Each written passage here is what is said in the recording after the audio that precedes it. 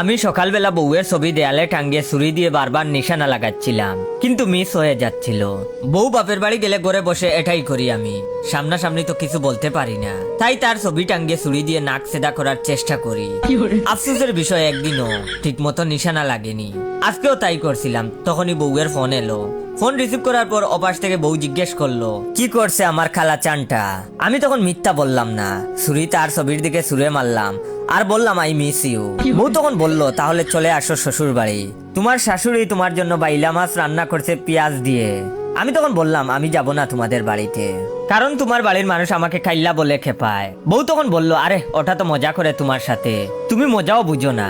আমি তখন বললাম গতবার গিয়ে তোমাদের পুকুরে গোসল করেছিলাম। তোমার বাবা তখন এসে বলল কি আমি পুকুরে নামার পর সব মাছ নাকি বাইরে এসে বলে লাইট বন্ধ করছে কে। এটা কি ধরনের মজা বলো? বউ তখন হাসতে হাসতে বলল আরে এসব নিয়ে ভেবো না, চলে আসো, তোমার শাশুড়ি তো তোমাকে ভালো পায় খুব, এই জন্যই তো বাইল্লা মাছ রান্না করে তোমাকে আসতে বলেছে।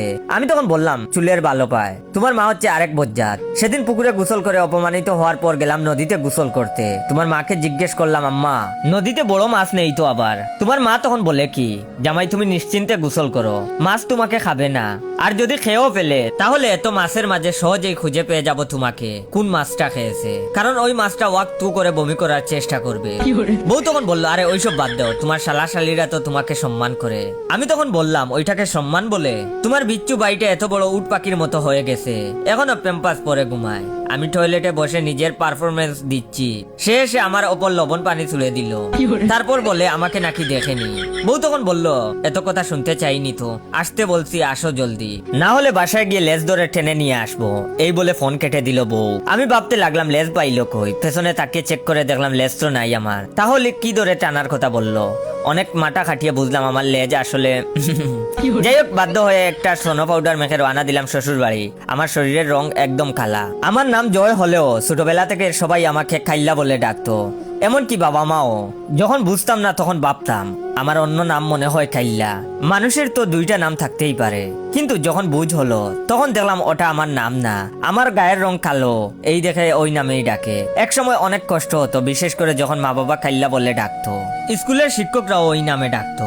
সৃষ্টিকর্তার উপর তখন রাগ হতো, আমাকে এত কালা কেন বানিয়েছে, এর চেয়ে জন্মের সাথে সাথে মরে গেলেই তো হয়তো ভালো হতো। তারপর আস্তে আস্তে এগুলোর সাথে অভ্যস্ত হয়ে গেলাম। জয়ের নামটা শুধু সার্টিফিকেটে আর আইডি কার্ডেই শোভা পেল, সবার কাছে কাইল্লা হয়েই রয়ে গেলাম।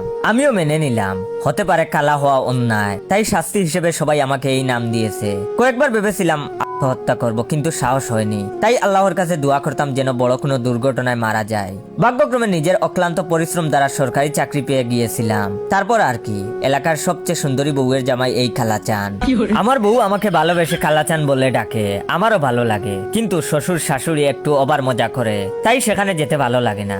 যেদিন তাদের মেয়েকে দেখতে গেলাম সেদিন শ্বশুর আব্বা আমাকে দেখে হাসতে হাসতে বলছিল জামাই বাবাজি মনে হয় বাংলাদেশ ব্যাংকে ব্ল্যাক মানির দায়িত্বে আছে। শ্বশুরের অবাক বিশাল বড় গরুর ফার্ম আছে, 50-60টার উপর মোটা তাজা গাই, প্রতিদিন কমপক্ষে 150 লিটার দুধ বিক্রি করে। উনি মারা গেলে কম করে হলেও 15টা গরুর মালিক আমার বউ মানে আমি হব, সেই আশাতেই অপমান সহ্য করে যাচ্ছি। যাই হোক, চলে গেলাম শ্বশুর বাড়ি সকাল সকাল, কিন্তু আজকে সবকিছু ভিন্ন মনে হচ্ছে। আমি গিয়ে পৌঁছাতেই শাশুড়ি এসে শরবত দিল, আমার মাথায় হাত বুলিয়ে কাঁদতে লাগলো। আমি তখন বউয়ের দিকে চোখের ইশারায় জিজ্ঞেস করলাম কান্দে কেন? বউ তখন চোখের ইশারায় কিছু বলল, কিন্তু কিছুই বুঝলাম না আমি। একটু পর শ্বশুর এলো, শ্বশুরও দেখি আমাকে দেখে চোখে টলমল করছে পানিতে। আমাকে আজ খাইল্লা না বলে জয় বলে জড়িয়ে ধরলো। আমি তখন জিজ্ঞেস করলাম কি হয়েছে, কিন্তু কিছুই তিনি বললেন না। এরপর শ্বশুর আমাকে নিয়ে গেল গরুর ফার্মে, একটা কালা গাইয়ের সামনে বসিয়ে বলল এখানে একটু বসো বাবা, কিভাবে দুধ দুইতে হয় আমাকে দেখে শেখো, আমার মৃত্যুর পর তো কয়েকটা গাই তোমারও হবে। আমি তো তখন মনে মনে বেশ খুশি হলাম এটা শুনে, তবে মুখে বললাম না না না আব্বাজান, আপনাকে আল্লাহ দীর্ঘায়ু দান করুক। শ্বশুর তখন কিছু না বলে কালা গাইয়ের দুধ দুইতে লাগলো। গাইটা আমার দিকে অপলক দৃষ্টিতে তাকিয়ে আছে, দেখলাম তার চোখ থেকেও পানি পড়ছে। এর মাঝে শাশুড়ি এসে আবার আমাকে পিঠা দিয়ে গেল। আজ খুব আদর যত্ন দেখে মনটা খুশিতে ভরে গেল। দুপুরবেলা খাবার টেবিলে বসে আছি, শ্বশুর গিয়েছে গোসল করতে, বউ আর শাশুড়ি রান্না করে। তখন দামড়ার শালা এসে বলল, দুলাভাই কি করো? আমি তখন বললাম, ঘাস খাই দেখিস না। আর বললাম, আচ্ছা শালা একটা কথা বলতো, তোদের বাড়ির সবার আজকে কি হয়েছে? সবাই দেখি কান্দে, এমনকি গরুও কান্দে, আবার আমাকেও আদর যত্ন করা হচ্ছে, ব্যাপারটা আসলে কি? আমার শালা তখন হাসতে হাসতে বলল, ও মাই গড, তুমি কি শুনোনি আমাদের কালো গাইয়ের বাছুরটা কালকে মারা গেছে? বাছুর সামনে না থাকলে গাই আবার দুধ দেয় না, এই জন্যই তো তোমাকে দেখে এনে কালা গাইয়ের সামনে বসিয়ে দুধ দুইছে আব্বা, কারণ বাছুরটাও ছিল তোমার মতো কাইল্লা। No, no, no, no.